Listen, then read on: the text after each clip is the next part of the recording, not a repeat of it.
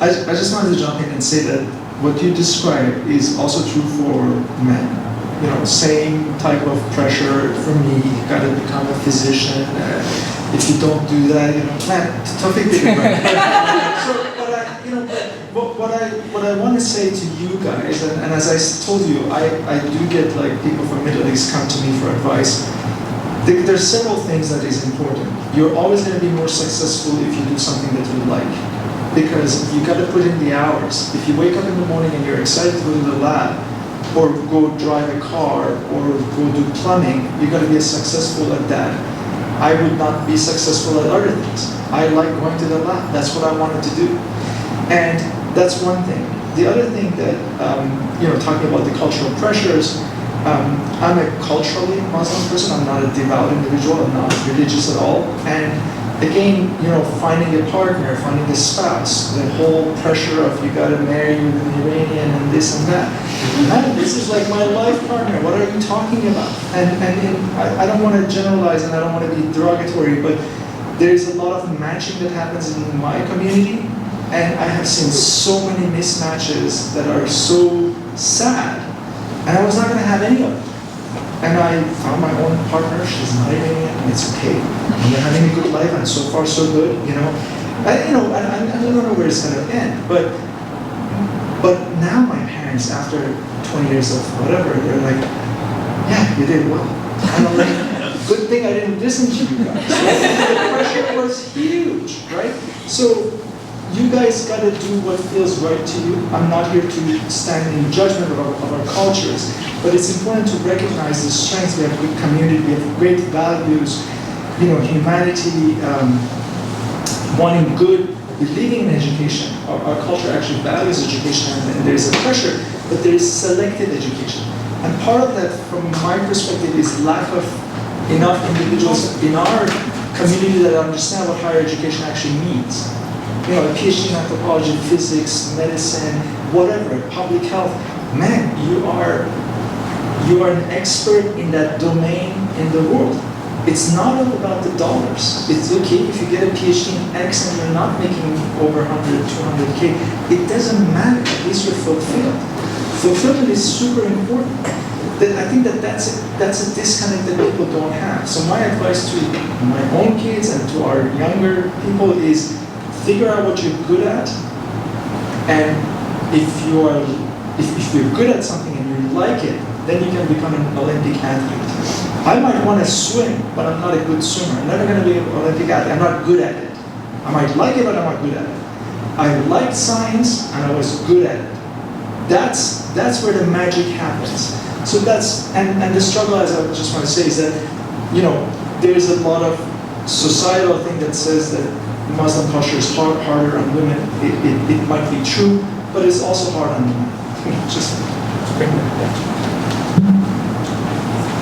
I just want to add a few things, as other colleagues just mentioned. I think it's very important to be honest with ourselves what we want for life. I think this is something we have to spend time to really think, 1 day, 2 day, a week, I don't know.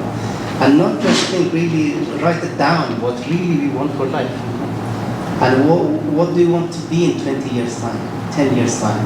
Sometimes we just, whatever the society, the system, guide you, just say, okay, I don't care whatever it comes, I go through. But now sometimes you actually wanted to actually drive your future and your life, and you want to actually be in charge of what you want to do for living and to do with your life. And I think this is very important.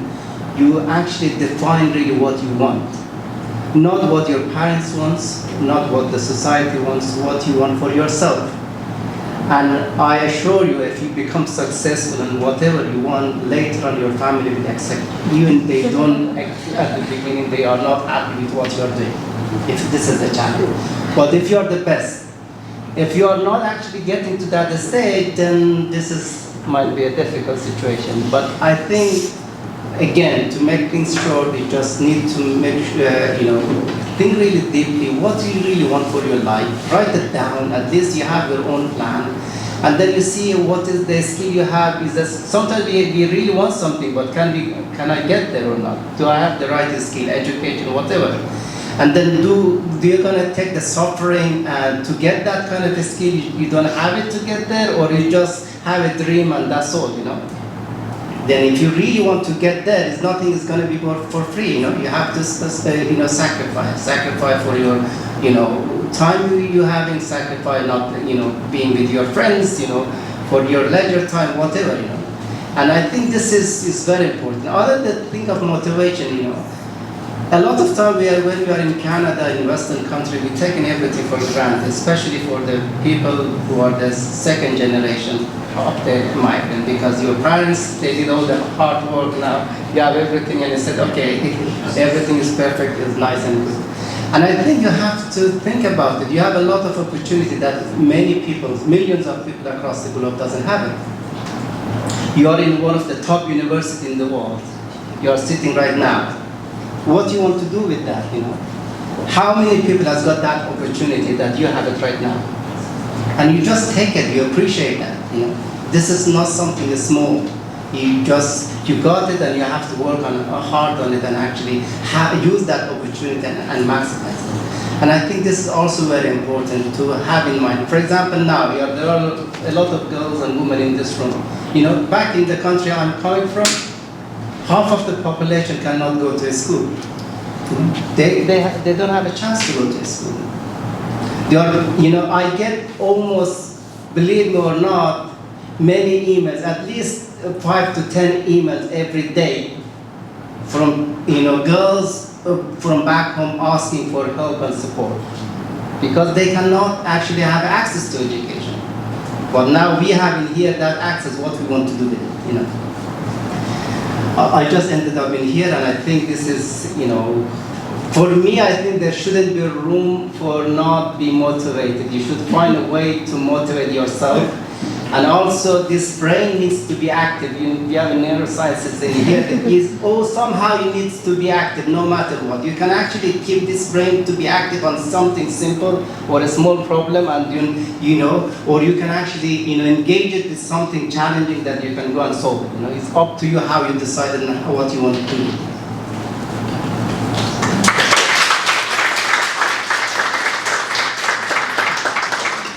Thank you so much.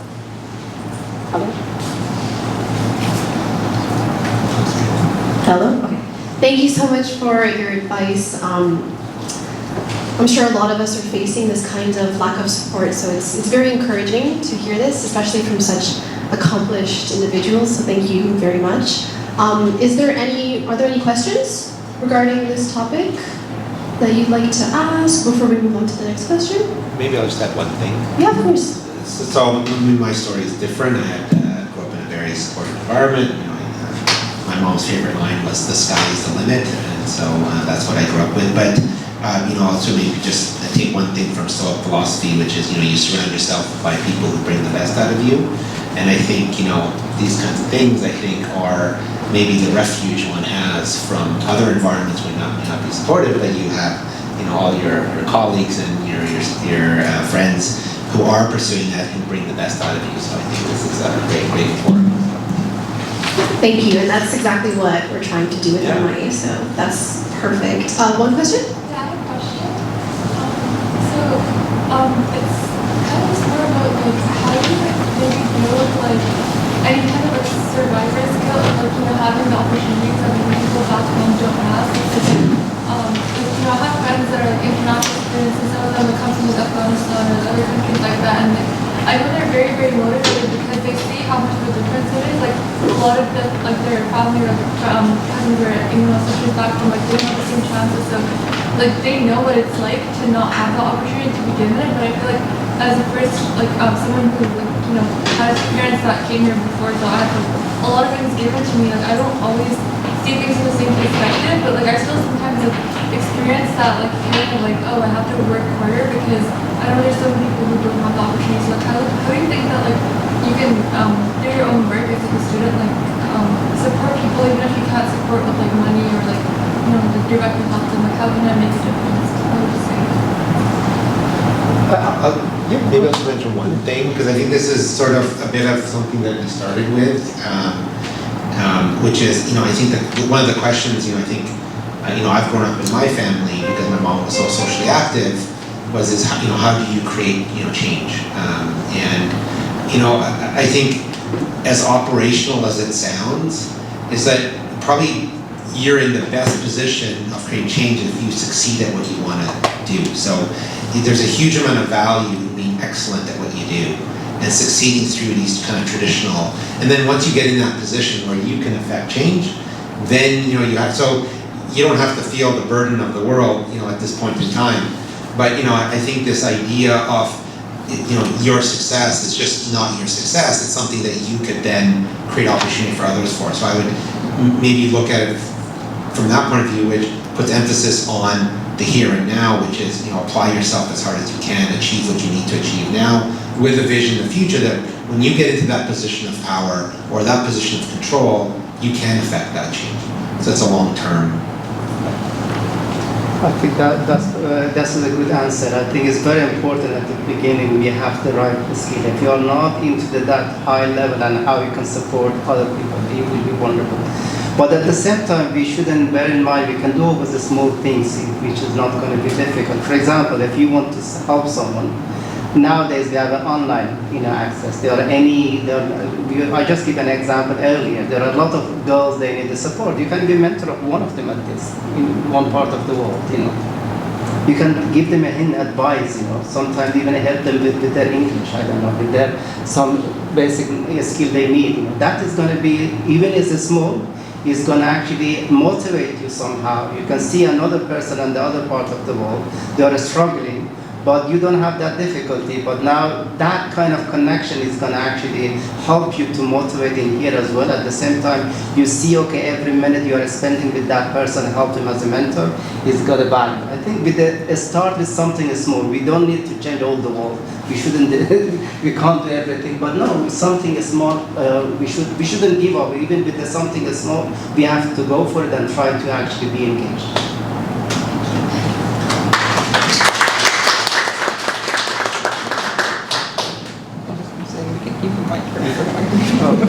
Thank you so much for all of your very powerful stories. It's something we all, me personally also, I resonate with all that you've said. And we very smoothly moved into my next question, which is, many academics coming from a predominantly Muslim culture, often when we come to the West and we try to contribute significantly to research and innovation here, however, this often is coupled with a deep sense of guilt because we leave our communities and families and parents and siblings back home. And we, at least I, sometimes feel disconnected from local challenges. For example, I'm from Pakistan and I came here to pursue higher education. And when I look at Pakistan being a third world country, I want to do something for home. For home might be a country or a culture or a community for people. So my question is just, how can we give back to our communities as an academic, and how should an academic really navigate this sort of conundrum?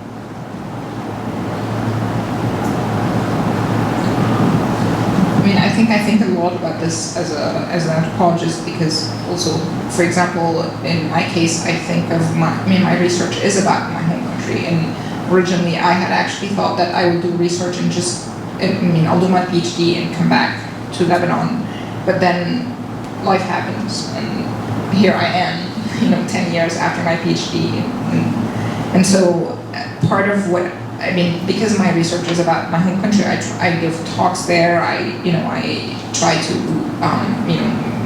talk to activists who are doing work that is related to the kind of work I do. So I'm trying to be as integrate. I could go back a lot to Lebanon and just because I'm an architect originally, so I'm connected to that community, and so. Supporting them, for example, in applying to grants and, putting them in grants with us.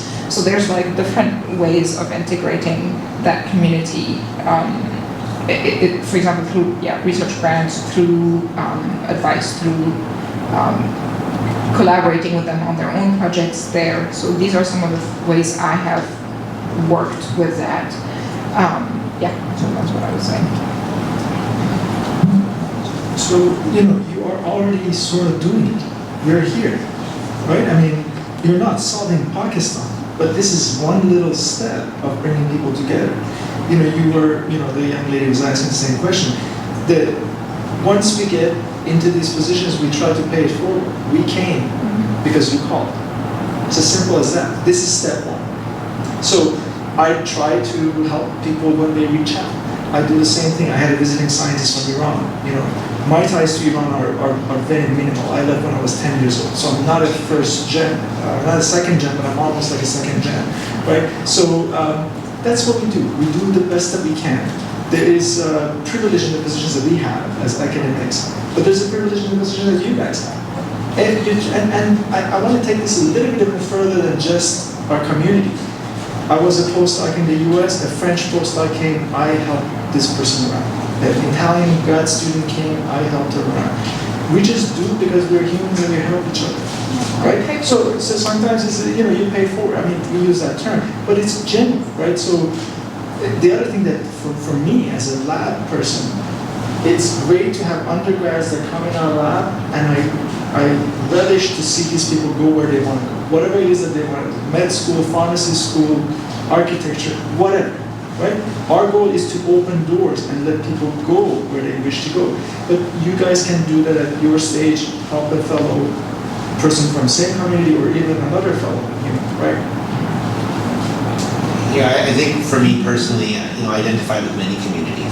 So, if one were to ask me what my community is, actually the epilepsy community, because it's a community that I've been very, very involved in. In fact, when I started to build out the provincial strategy for epilepsy care, it was going to the epilepsy organizations to understand what these people, struggle with.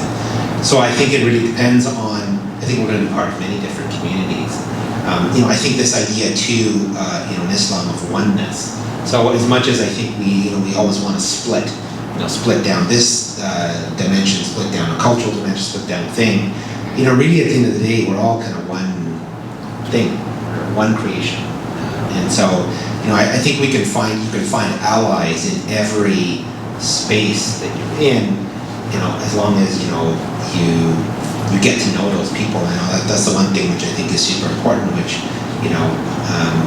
I could talk at infinitum on this, but Ted Lasso is a really great show which I loved watching. There's a great scene where it's really about getting to know what the other person can do, and so I think getting to know individuals around you and that are like-minded. So and then I think that once you build your base here, then you can explore because the scale at which I agree. I mean.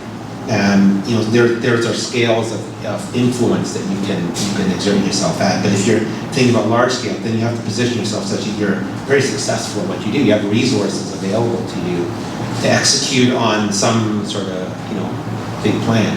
But then I love the comment about the small efforts as well. So I didn't grow up in a very nationalistic family. I think I said that to you on email.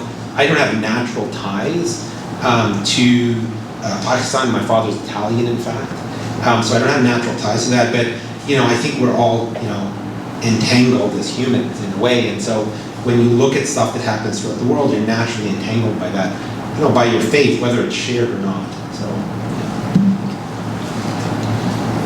I just want to add one thing, because we are talking about academia and science. I think one of the things which is very important to see how we can encourage the community which we are kind of marginalized in terms of not being academic, to be more involved.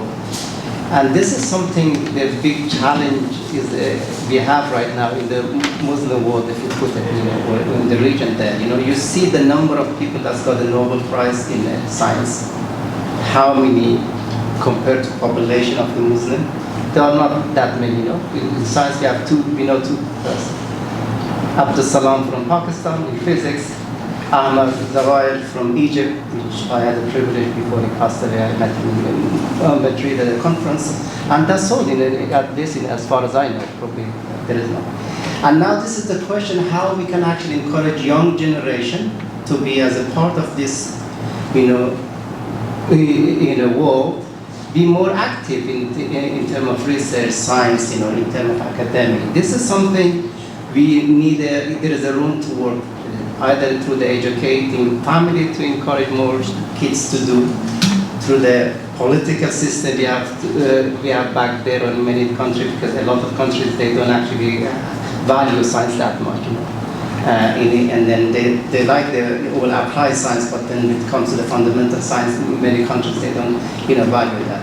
And I think this is also, as earlier just mentioned, is very important to actually think a bit more deeper to what extent we can actually kind of motivate ourselves, and then the community we are actually kind of engaged to be more involved in academia, and then they come actually participate, what their vision about being in academia and what they want to do. Yeah. Can I just say one point to that? Yeah, so I think the word academic, I think maybe needs to be kind of broken down a little bit, because the one thing, because part of my role is I've created this thing, Crania and Max Planck, which are both have academic pursuits. And the thing we realize though is that the idea of ultimately becoming academic is becoming harder and harder and harder, just because funding is so difficult.